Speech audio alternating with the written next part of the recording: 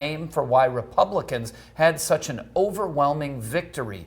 National correspondent Atra El-Nashar has more from President Biden and who some Democrats say lost them the election.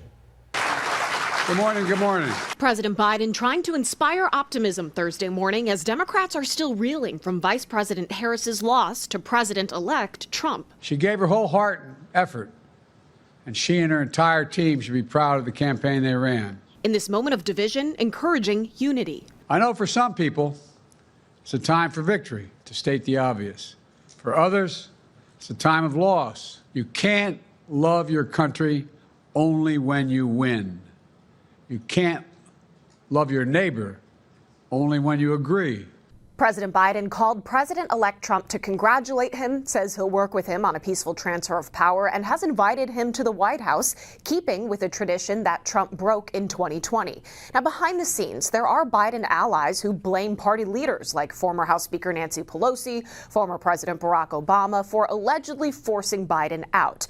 But to many in the party, Biden holds some blame for Trump's victory. Harris campaign advisor David Plouffe posted on X, "We dug out of a deep hole, but not enough." Not long after, Plouffe deleted his account. Some believe the vice president was unintentionally set up to fail with just over 3 months to run for president, something most candidates get over a year and a half, including a primary, to do. Ultimately, it was Harris who called the shots in her campaign. Some who worked on that campaign now publicly saying she didn't do enough to separate herself from President Biden. Would you have done something differently than President Biden during the past 4 years?